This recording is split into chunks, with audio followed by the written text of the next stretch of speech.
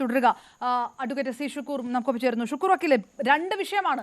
ഒന്ന്, ഒരു കൃത്യമായ രീതിയിൽ ഒരു അജണ്ട ഉണ്ട്. പലസ്തീൻ പ്രകടനം നടത്തി തിരുവോണ ദിവസം, അത് നബിദിനം കൂടിയാണ്, അതുകൊണ്ട് എല്ലാ തരത്തിലുള്ള പ്രതിഷേധ പ്രകടനങ്ങളും ഉണ്ടാകുന്നുണ്ടല്ലോ എന്നുള്ള ഒരു വാദമുണ്ട്. KP റഹ്മത്തുള്ള അടക്കം നമുക്കൊപ്പമുണ്ട്. പക്ഷേ ഇതൊക്കെ അങ്ങോട്ടും ഇങ്ങോട്ടും രാഷ്ട്രീയമായ ആപേക്ഷമായിട്ട് തള്ളിക്കളഞ്ഞാലും ജൈവ വൈവിധ്യ സംരക്ഷണമുള്ള ഒരു സ്ഥലത്ത് ഒരു പുൽമേടിൽ വന്ന് നിന്ന് വാഹനങ്ങൾ കൊണ്ടുവന്ന് ബസ്സും കാറും ഒക്കെ കൊണ്ടുവന്ന് ഈ തരത്തിലുള്ള ഒരു പ്രതിഷേധം നടത്തി എന്നുള്ളതാണ് വിഷയം. ഇതിൽ പോലീസ് സ്വയം കേസ് രജിസ്റ്റർ ചെയ്തിരിക്കുന്നു. അതുപോരാ, ഇതിൽ രാജ്യദ്രോഹ കുറ്റമുണ്ട്, അത് NIA അന്വേഷിക്കണമെന്ന് BJP പറയുന്നിടത്ത് പോലീസ്, ഇടത് സർക്കാരിൻ്റെ പോലീസ് ചില വിട്ടുവീഴ്ചകൾ, ചില അനുഭാവപൂർണമായിട്ടുള്ള ചില നിലപാടുകളൊക്കെയാണ് എടുക്കുക എന്നുള്ള ആരോപണം ഒളിഞ്ഞിരിപ്പുണ്ട്. അതിനുള്ള മറുപടി? തീർച്ചയായും നമ്മൾ ബഹുമാനപ്പെട്ട KP റഹ്മത്തുള്ള പറയുന്നത് വളരെ ഖേദപൂർവ്വം അദ്ദേഹത്തോട് വിയോജിക്കേണ്ടതുണ്ട്. പ്രധാനപ്പെട്ട കാര്യം, മാടായിപ്പാറ എന്ന് പറയുന്ന ഈ സ്ഥലത്തേക്ക് വേണ്ടിയിട്ട് BJP RSS കുറെ കാലമായി അതിന്റെ നിയന്ത്രണം കിട്ടാൻ വേണ്ടി ശ്രമം നടത്തുന്ന ഒരു സാഹചര്യമുണ്ട്.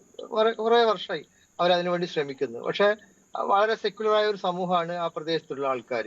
വലിയ തോതിൽ എല്ലാ സമൂഹത്തെയും കൃത്യമായി പ്രദാനം ചെയ്യുന്ന വലിയ സെക്യുലർ സൊസൈറ്റിയാണ് ആ പഴയങ്ങാടി, ആ ഭാഗത്ത്, മാട്ടൂൽ ഭാഗത്തൊക്കെ ഉള്ളത്. അവര് BJPക്ക് അവിടെ സ്പേസ് നൽകിയിരുന്നില്ല, അവർക്ക് എൻട്രി നൽകിയിരുന്നില്ല, RSSന് എൻട്രി നൽകിയിരുന്നില്ല. ഇപ്പം ഇന്ന് RSSന്റെ ഒരു ഗംഭീര പ്രകടനം അവിടെ നടന്നതായി അദ്ദേഹം സംരക്ഷണ സമിതിയുടെ ആൾ പറഞ്ഞല്ലോ. ഞാൻ ആ RSSന്റെ പ്രകടനം, BJPയുടെ പ്രകടനത്തിന്റെ വിഷ്വൽ കണ്ടാൽ നമുക്ക് മനസ്സിലാക്കാൻ കഴിയും. വലിയ പ്രകോപനപരമായ മുദ്രാവാക്യം അവർ വിളിക്കുന്നുണ്ട്.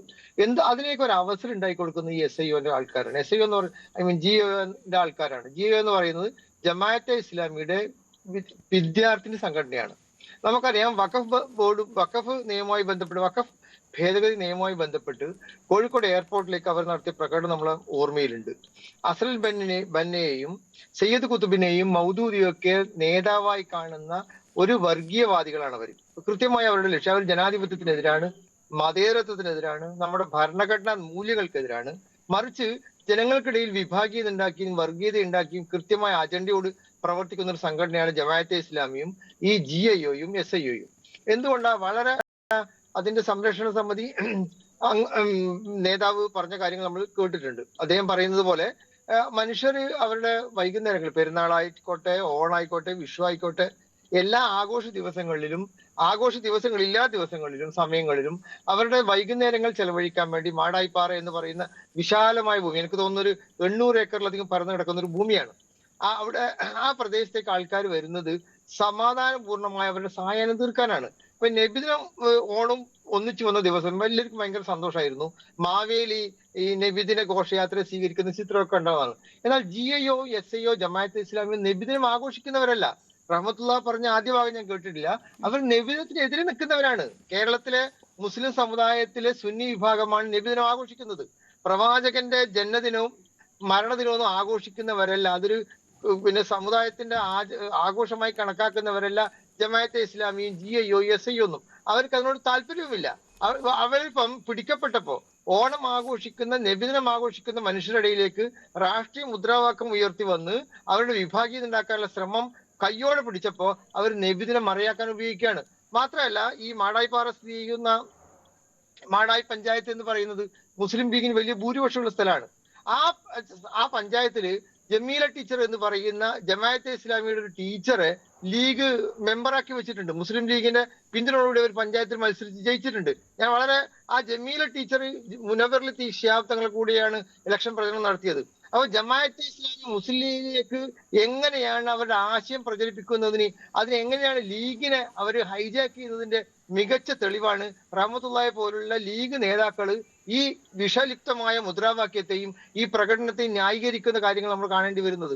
ഈ ജമാഅത്തെ ഇസ്ലാമി കേരളത്തിലും സമൂഹത്തിനിടയിൽ വലിയ തോതിൽ വർഗീയ വിഭാഗീയത ഉണ്ടാക്കിയിട്ട്, അവിടെ വർഗീയ ധ്രുവീകരണം ഉണ്ടാക്കിയിട്ട്, അവർ മുസ്ലിങ്ങളുടെയും മറ്റു ന്യൂനപക്ഷങ്ങളുടെയും സംരക്ഷണം ഏറ്റെടുക്കുന്ന ഒരു രീതിയിലേക്ക് കാര്യങ്ങൾ എത്തിക്കാനുള്ള ശ്രമമാണ്. മറുഭാഗത്ത് BJPയും RSSും ഹിന്ദു ധ്രുവീകരണം നടത്താൻ വേണ്ടിയിട്ട് ഇതിനെ കൗണ്ടർ ചെയ്യുന്ന രീതിയിലേക്കാണ് നമ്മൾ കാര്യങ്ങൾ പോകുന്നത്. ഈ വർഗീയവാദികളെ നിലക്ക് നിർത്തേണ്ടത് കേരള സമൂഹത്തിന് ഉത്തരവാദിത്തമാണ്. തീർച്ചയായും ഈ കേസ് NIA അന്വേഷിക്കണോ എന്നതൊക്കെ അന്വേഷണത്തിന്റെ ഘട്ടങ്ങളിൽ പോലീസ് തീരുമാനിക്കട്ടെ. ഇതിന്റെ എത്ര വ്യാപ്തി, ഇപ്പൊ ഇതിൽ നേതൃത്വം കൊടുത്ത ആളാരും മാടായിക്കാരല്ല. പഴയങ്ങാടിക്കാരല്ല, അല്ല മലപ്പുറത്ത് നിന്ന് ശ്രീ വന്ന സ്ത്രീകൾ. ശുക്കൂർ വക്കീല്, നേരത്തെ ഷാബു പ്രസാദ് പറഞ്ഞ ഒരു അലിഗേഷൻ അദ്ദേഹം ഉന്നയിക്കുന്നത് പാനായിക്കുളം ക്യാമ്പുമായിട്ട് താരതമ്യപ്പെടുത്തിക്കൊണ്ടാണ്. അത്തരത്തിലുള്ള ഒരു ഹിഡൻ അജണ്ട അത് അദ്ദേഹം മാത്രം പറയുന്നതല്ല, ബിജെപിയുടെ നേതാക്കന്മാരെല്ലാം പറയുന്നത് ഇപ്പോൾ ഈ നടന്ന ക്യാമ്പ് അടക്കം അങ്ങനെ അന്വേഷിക്കണം എന്നുള്ള ഒരു ആരോപണമാണ് മുന്നോട്ട് വെക്കുന്നത്. അത്രയും ഗൗരവകരമായിട്ട് കാണണോ? അല്ല, എനിക്ക് ഈ ഘട്ടത്തിൽ അതിനെക്കുറിച്ച് നമുക്ക് അഭിപ്രായം പറയല്, ഡാറ്റ നമ്മുടെ കയ്യിലില്ല.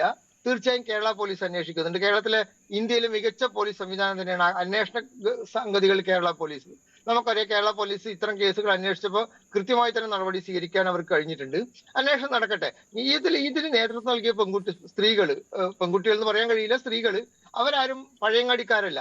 മലപ്പുറം ജില്ലയിൽ നിന്ന് വന്നിട്ടാണ് അവിടെ പഴയങ്ങാടി പ്രകടനം നടത്തുന്നത്. നേരത്തെ നമ്മുടെ പരിസ്ഥിതി പ്രവർത്തകനായ മാടായിപ്പാറയുടെ സംരക്ഷണ സമിതിയുടെ നേതാവ് അദ്ദേഹം പറഞ്ഞത്, ഒരാളും നമ്മുടെ ശാസ്ത്ര സാഹിത്യ പരിഷത്ത് അവിടെ ക്യാമ്പ് നടത്താറുണ്ട്, നിരവധി സംഘടനകൾ അവിടെ ക്യാമ്പ്, അവരാരും ആ പരിസ്ഥിതി കോട്ടം തട്ടുന്ന രീതിയിൽ, അതിന്റെ പുൽമേടുകൾ തകർക്കുന്ന രീതിയിൽ, അതിന്റെ പാരിസ്ഥിതിക സന്തുലിതാവസ്ഥ തകർക്കുന്ന രീതിയിൽ പ്രകടനം നടത്തിയിട്ടില്ല. ഇവര് അവിടെ പ്രകടനം നടത്തിയെന്ന് മാത്രമല്ല, ഇസ്രായേലിന്റെ പതാക കത്തിക്കുന്ന സാഹചര്യം ഉണ്ടായി.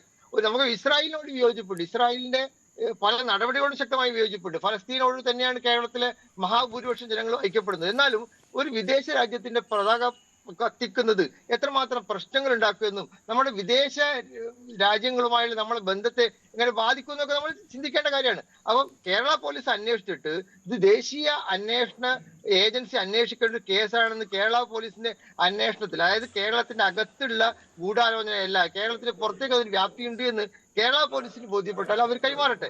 ഈ ഘട്ടത്തിൽ അതിനെക്കുറിച്ച് വിശദമായൊരു കമന്റ് പറയാൻ നിലവിലുള്ള ഡാറ്റ ഉപയോഗിച്ച് എനിക്ക് കഴിയില്ല എന്നാണ് എനിക്ക് പറയാനുള്ളത്. മാത്രമല്ല, നമ്മൾ ഗൗരവത്തിൽ കാണേണ്ട കാര്യം, ഇത്തരം പ്രകടനങ്ങൾ നടത്തുന്നവര് കൃത്യമായ അജണ്ട അവർക്കുണ്ട്.